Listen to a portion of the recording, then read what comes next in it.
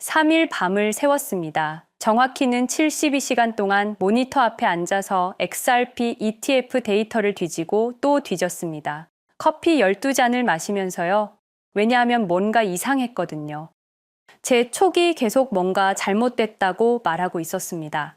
여러분, 숫자 하나 보여드리겠습니다. 2025년 11월 15일 미국에서 첫 XRP 현물 ETF가 출시됩니다. 그날부터 오늘까지 정확히 16일이 지났는데요. 놀라운 일이 벌어졌습니다. 정말 단 하루도 빠짐없이 순유입을 기록했습니다. 이게 얼마나 비정상적인 일인지 비교해드리겠습니다. 비트코인 ETF, 역사적인 그 상품 기억하시죠? 출시, 첫 달에 5일 마이너스 났습니다. 이더리움 ETF는 어떻습니까? 불과 2주 만에 순유출로 전환됐습니다. 솔라나 ETF도 들쭉날쭉합니다. 어떤 날은 들어오고 어떤 날은 나갑니다. 정상적인 시장 반응이죠. 그런데 오직 XRP만 16일 연속 플러스입니다. 더 이상한 건 이겁니다. 가격은 계속 떨어지고 있습니다. 7월에 3.65달러 찍고 지금 2달러 초반까지 내려왔습니다. 개미 투자자들은 공포에 질려서 팔고 있습니다. 그런데 ETF로는 돈이 계속 들어옵니다. 기관들이 사고 있다는 얘기죠. 가장 극단적인 예가 12월 1일입니다. 그날 기억하십니까? 암호화폐 시장 전체가 폭락했습니다. 비트코인 급락, 이더리움 급락, 알트코인은 학살 수준이었습니다. 모두가 패닉셀 하던 그날 XRP ETF로 얼마가 들어왔는지 아십니까? 8,900만 달러입니다. 단 하루 만에요. 시장이 무너지는데 9천만 달러 가까이 들어왔습니다. 저는 이 패턴을 보면서 생각했습니다. 이건 뭔가 잘못됐다고요. 정상적인 시장 행동이 아니라고요. 그래서 더 깊이 파기 시작했습니다. 먼저 ETF 출시 타이밍부터 분석했습니다. 엑셀 시트를 켜고 날짜를 정리했습니다. 비트와이즈 2025년 11월 15일 출시, 캐너리 캐피털 이틀 뒤인 11월 17일, 그레이스케일 11월 20일, 프랭클린 템플턴 11월 22일, 일주일입니다. 딱 일주일 안에 월스트리트 톱티어 자산운용사 4곳이 동일한 상품을 쏟아냈습니다. 그것도 서로 경쟁사들이요. 여러분, 이게 얼마나 이상한 일인지 아십니까? 월스트리트에서 경쟁사들은 서로를 견제합니다. 누가 새로운 상품을 내면 몇 달은 지켜봅니다. 시장 반응 보고 리스크 분석하고 그 다음에 따라갑니다. 그게 정상입니다. 그런데 XRP ETF는 마치 약속이나 한 듯이 같은 주에 쏟아졌습니다. 누군가 신호를 준 것처럼요. 저는 이 지점에서 질문을 바꿨습니다. 왜 이럴까가 아니라 누가 시킨 걸까? 그래서 다음 단계로 넘어갔습니다. 이 자산운용사들의 임원진을 추적하기 시작했습니다. 링크드인을 뒤지고 과거 인터뷰를 찾아보고 이사회 구성원을 확인했습니다. 비트와이즈 최고 투자 책임자, 전 골드만삭스 출신입니다. 그 뒤에는 베인캐피털에서 일했습니다.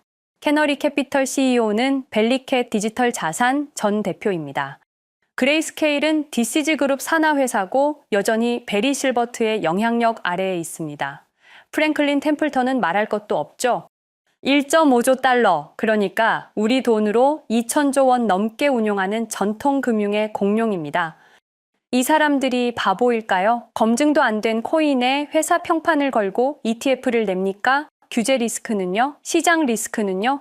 이 사람들은 한 푼이라도 잃으면 주주들한테 집단 소송을 당하는 사람들입니다. 그런데 ETF를 냈습니다. 그것도 4개 회사가 동시에요.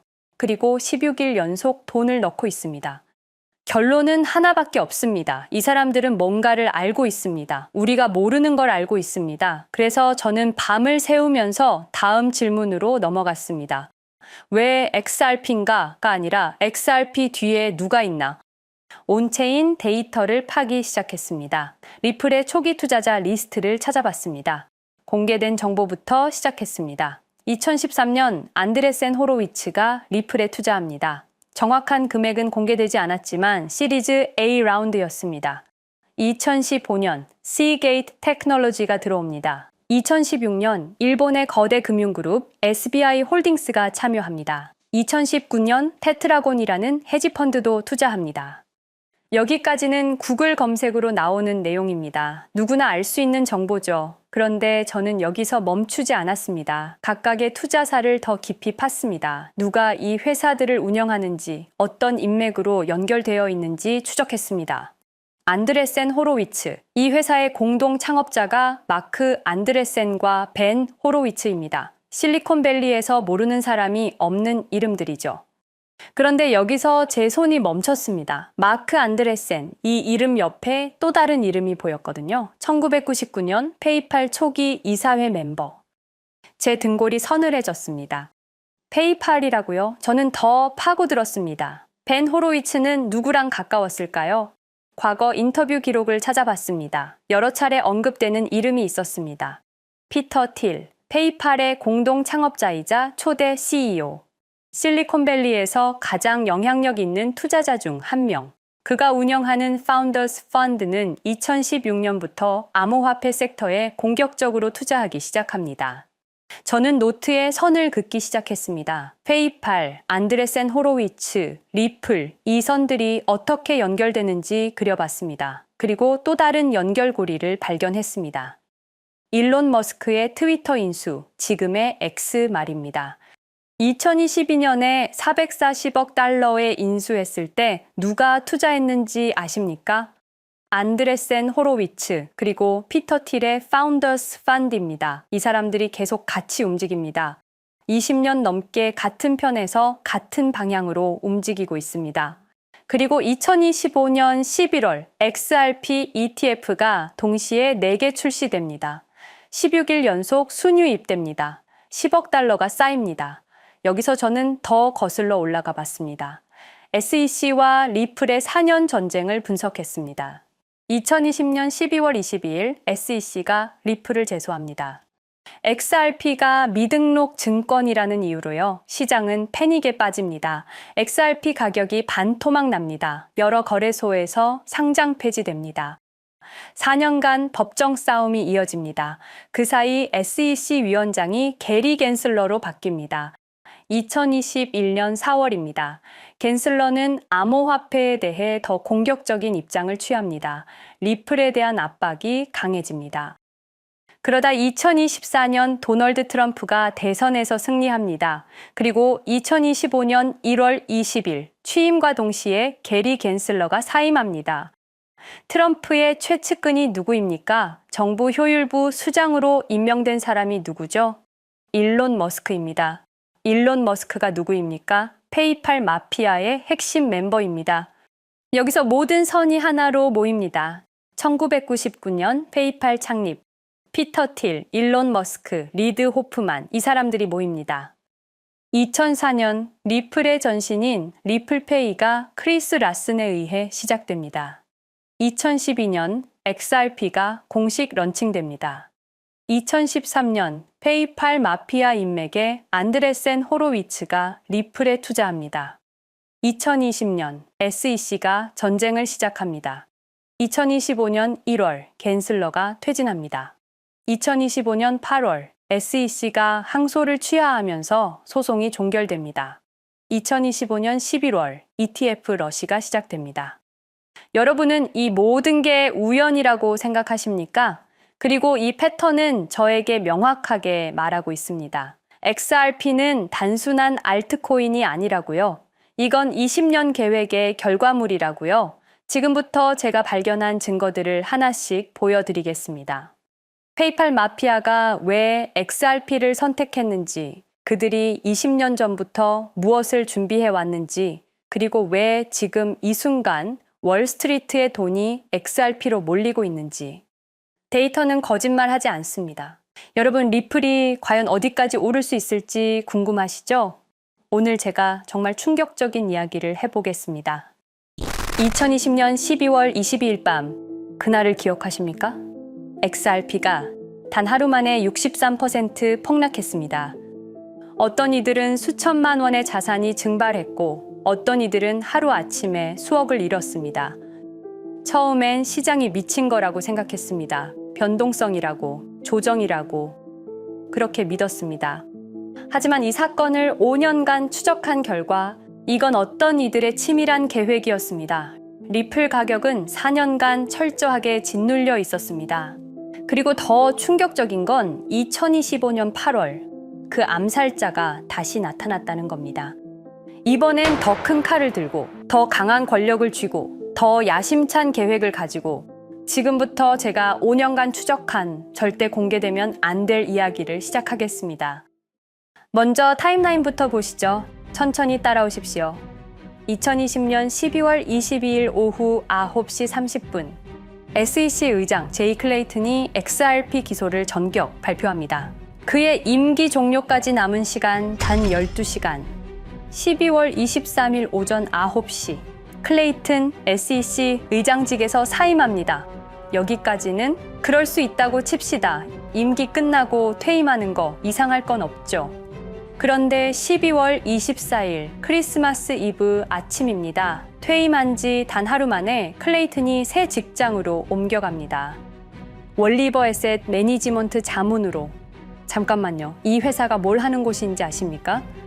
비트코인과 이더리움에 8천억 원을 투자한 회사, 그러니까 리플과 직접적인 경쟁을 하는 회사에 베팅을 한 겁니다. 다시 한번 정리하겠습니다. XRP를 기소하고 다음날 사임하고 그 다음날 리플의 경쟁사에 투자하는 회사로 갔습니다. 이게 정상입니까? 윤리적으로 문제는 없습니까? 법적으로 괜찮은 겁니까? 하지만 진짜 소름 끼치는 건 이제부터입니다. 블록체인은 모든 걸 기록합니다. 그리고 그 기록을 추적해보니 기소 발표 18시간 전인 12월 22일 새벽 3시 누군가 움직이기 시작했습니다. 대량의 XRP가 조심스럽게 하지만 확실하게 매도되기 시작합니다. 뉴스가 나오기 전, 세상이 알기 전, 폭락이 시작되기 전 누군가는 이미 알고 있었습니다. 이 시점에서 저는 의문을 품었습니다.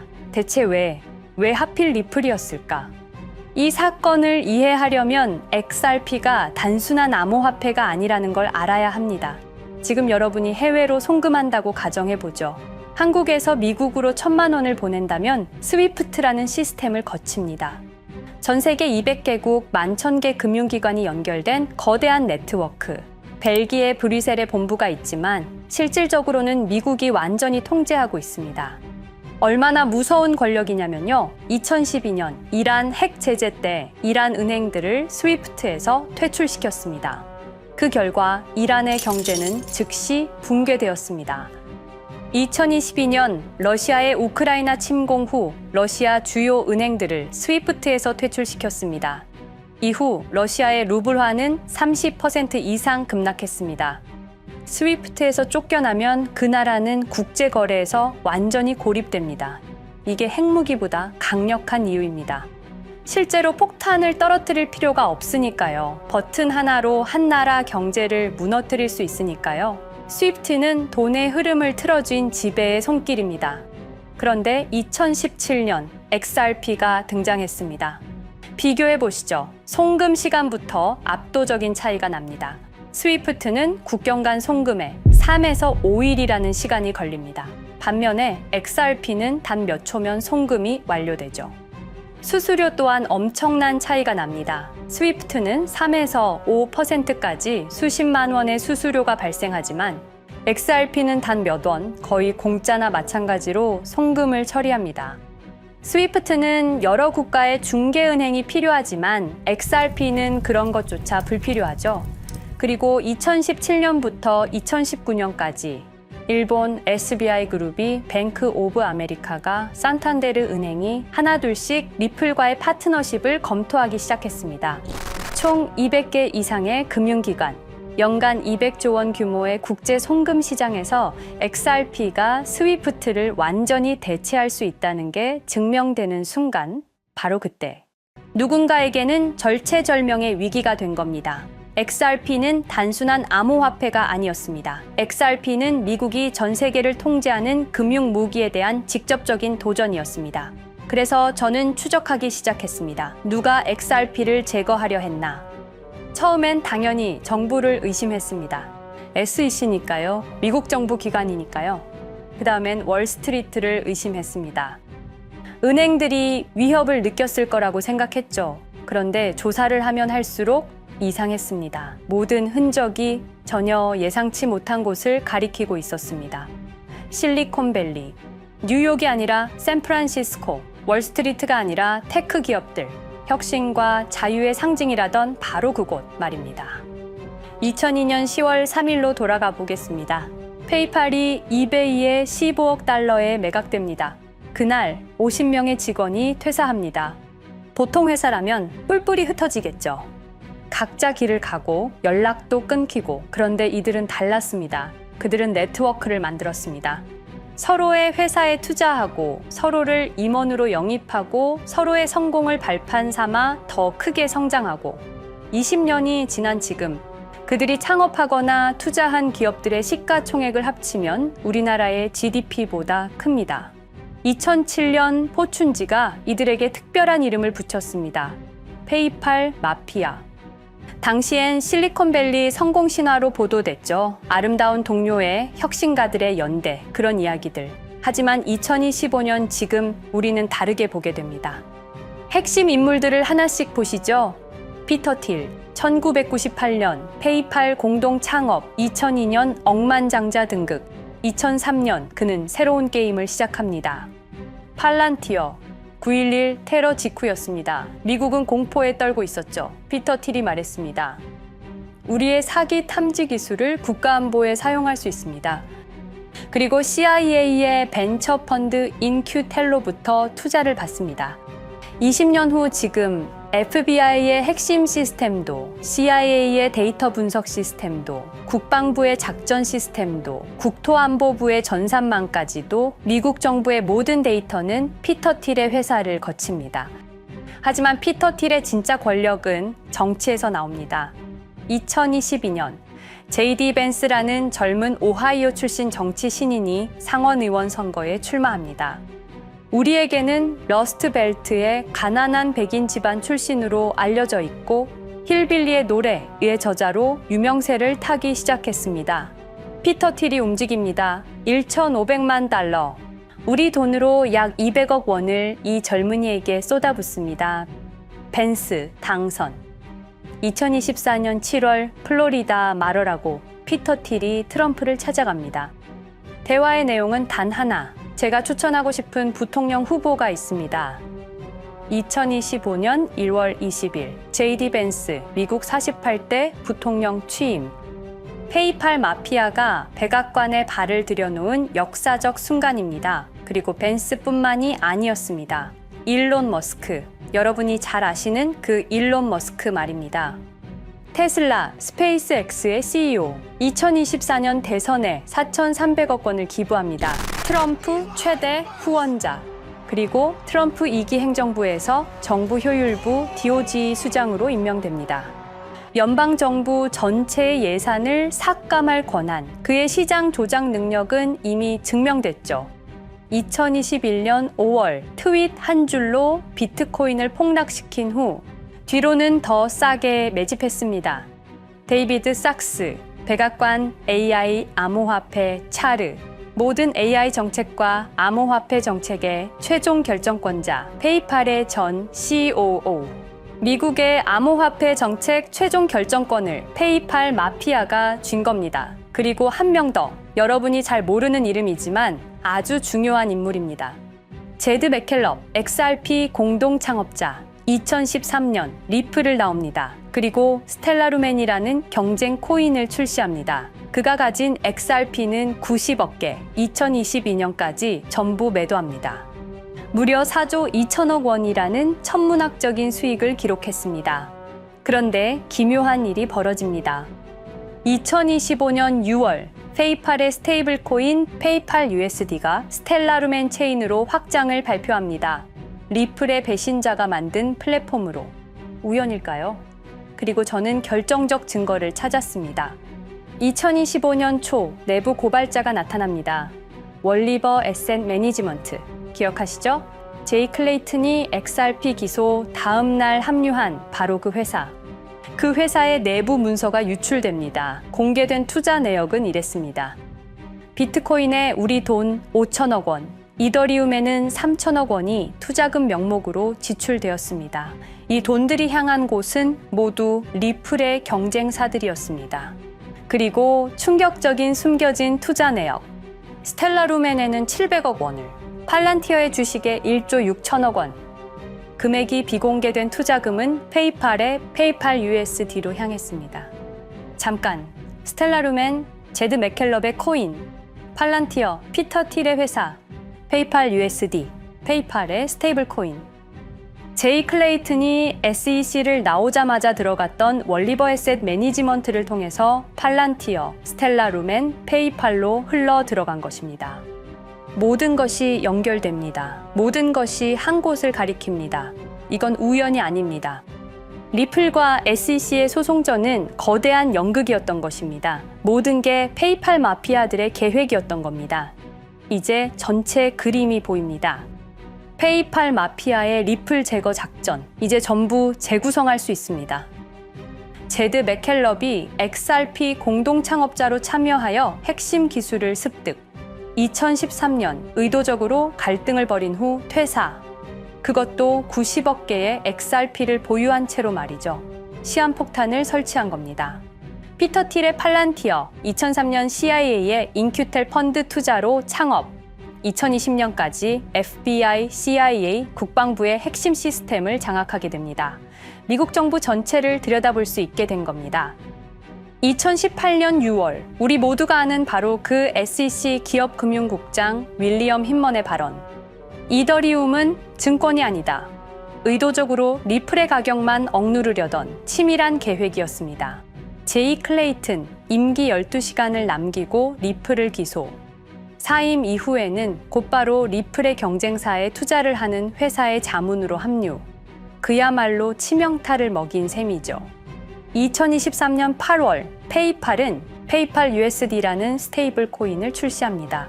그리고 2025년 6월에는 스텔라루멘 메인넷으로의 확장을 발표했습니다. 제드 맥켈럽은 XRP를 매도한 자금으로 스텔라루멘을 개발하게 됐죠. XRP를 대체할 완벽한 준비를 한 겁니다. 트럼프 2기 행정부 출범으로 페이팔 마피아들의 계획이 완성 단계에 접어듭니다.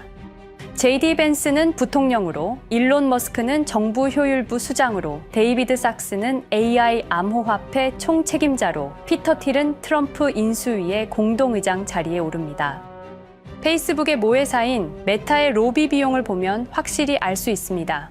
2024년 로비 비용으로 역대 최고 금액인 약 2,400억 달러를 지출했습니다.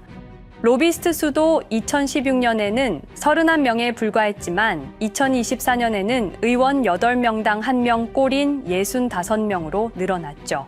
정치 권력을 장악하기 위한 그들의 야욕이 그대로 드러나는 부분입니다. 데이비드 sak스, 백악관 입성 후 단 2주 만에 리플이 수년간 워싱턴에 배치한 로비스트들을 전원 축출했습니다. 겉보기에는 이해관계 충돌이라는 명분을 내세웠지만 실제로는 경쟁 세력을 제거하려는 목적이었습니다. 리플의 스피커 역할을 할 마지막 정치적 통로마저 차단이 된 겁니다. 완벽한 계획이었습니다.